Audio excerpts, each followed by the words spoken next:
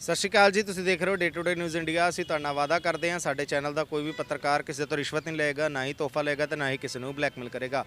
हमेशा असीं पूरी निडरता ते निरपक्ता दे नाल पत्रकारी करांगे ते दबे कुचले लोकां दी हमेशा असीं आवाज़ बनांगे। इस दे नाल ही लोकतंत्र दे चौथे थंब नूं मुड़ तो मजबूत करन दे लई हर संभव यतन day to day news India करदा रहेगा। हुण गल करदे हां खबर दी। जिस तरीके नाल दिल्ली विधान सभा दे विच चलदी सभा दे विच जो साबका सीएम आतिशी मरलीना जी वालों गुरुआं दी टिप्पणी की गई सी, वो मामला जिहड़ा हुण काफ़ी तूल फड़दा नज़र आ रहा है। तो दिल्ली विधान सभा के स्पीकर विजेंद्र गुप्ता जी ने हुण सरकार नूं चेतावनी दे दी है। पंजाब सरकार नूं भी आड़ी हत्थे लिया और नाल ही प्रशासन नूं भी। जी हाँ, स्पीकर साहब का कहना है उन्होंने चिट्ठियां लिखियां ने पंजाब के DGP, पंजाब के स्पैशल DGP ते मैडम धनप्रीत कौर जो जलंधर के CP ने, इन्हां तिन्हां तो जवाब मंगे है कि 5 फरवरी तक जवाब देने का समा मिथ्या गया सी, तुसीं जवाब क्यों नहीं दिता? क्योंकि जिस तरीके नाल वीडियो नूं फोरेंसिक लई यूज़ किया गया, फिर जो 2 मामले दर्ज किए गए, एक मनजिंदर सिंह सिरसा दिल्ली सरकार मंत्री के खिलाफ, नाल ही भाजपा के आगू कपिल मिश्रा के खिलाफ, उसके उपर भी जवाबदेही मंगी है और वीडियो नूं फोरेंसिक यूज़ करने के लिए छेड़छाड़ करने के लिए भी सवालों के जवाब मंगे ने। हुण स्पीकर साहब ने साफ कहा है कि आखिरी समा जिहड़ा हुण तुहानूं दिता जा रहा है 20 फरवरी तक का, उदों तक जिहड़ा है प्रशासन वालों एक बनदा ते वाजिब जवाब जिहड़ा जल्द तो जल्द 20 फरवरी तक स्पीकर साहब नूं भेजिया जावे, नहीं तो कार्रवाई का सामना करना पवेगा। आओ एक बार सुनते हैं दिल्ली के विधान सभा स्पीकर श्री विजेंद्र गुप्ता जी का की कहना है। 6 जनवरी 2025 को दिल्ली विधानसभा के सदन में जो गुरुओं का बेअदबी का जो मामला है नेता विपक्ष आतिशी द्वारा, जिस पर बहुत ड्रामेटिक तरीके से 8 जनवरी को पंजाब पुलिस ने एक FIR लॉन्च की और दिल्ली विधानसभा की कार्यवाही में जो प्रिविलेज्ड कार्रवाई है उसमें इंटरवीन किया इंटेंशनल मैलाफाइड इंटेंशन से और उस इंक्वायरी को डीरेल किया। इसके पश्चात 9 जनवरी को सदन ने इसका संज्ञान लिया और इसकी जांच स्पीकर द्वारा की गई और जो जांच के दौरान जो कॉरस्पॉन्डेंस हुआ पंजाब पुलिस के साथ और बाकी अधिकारियों के साथ, उसमें जिस प्रकार के जवाब आए वो सेटिस्फैक्ट्री नहीं थे और प्राइमा फेसी उसमें ये इस्टेब्लिश हो रहा था, ये मैटर जो है प्रिविलेजेस का ब्रीच हुआ है दिल्ली विधानसभा की। और 5 फरवरी को यह मामला जो है दिल्ली विधानसभा की कमेटी ऑन प्रिविलेजेस को सौंप दिया गया।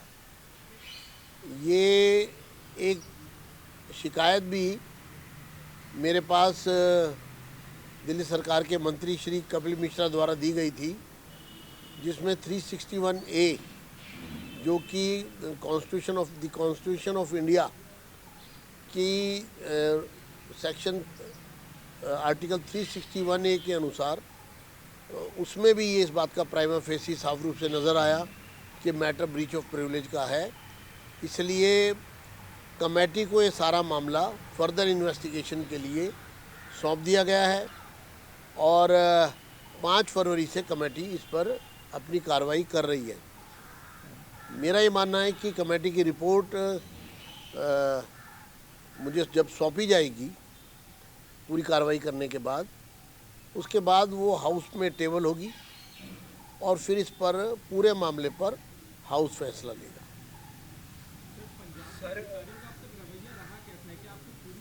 मुझे लगता है कि जितना इस पूरे मामले में मैं समझ पाया हूँ, इसमें जो गुरुओं की बेअदबी का मामला है उस पर जिस तरह की कड़वाहट और जिस तरह का चुनौती दी जा रही है, बेअदबी करने के बाद जो चुनौती दी जा रही है बहुत ही पीड़ादायक है, कष्टदायक है और ये असहनीय है।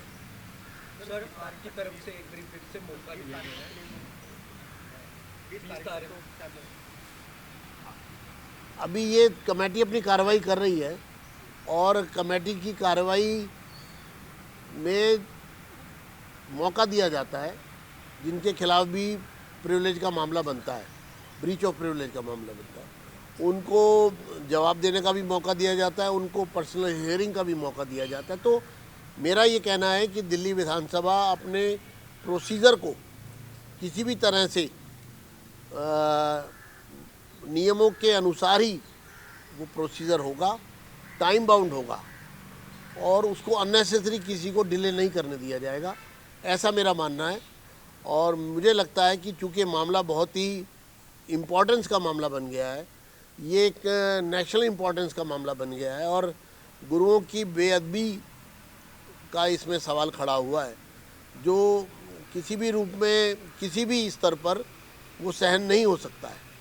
तो इसलिए ये इस सेंसिटिविटी को दिल्ली विधानसभा समझ रही है और इसमें कोई कोताही दिल्ली विधानसभा की तरफ से नहीं होगी।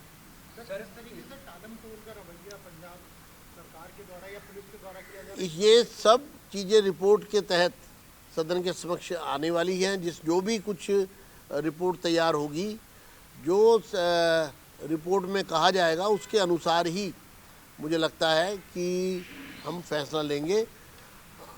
रिपोर्ट डिटेल्ड होनी चाहिए, ये सदन की अपेक्षा हो सकती है और सभी लोग अपना अपना काम बहुत जिम्मेदारी से कर रहे हैं, मेरा ऐसा मानना है। और कमेटी भी अपनी जिम्मेदारी को, प्रिविलेज कमेटी भी अपनी जिम्मेदारी को निर्वाह पूर्ण रूप से करेगी, ऐसा मेरा विश्वास है। सर, एफएसएल की रिपोर्ट जो आपने मांगी थी वो आपको पंजाब सरकार से वो दे दी गई?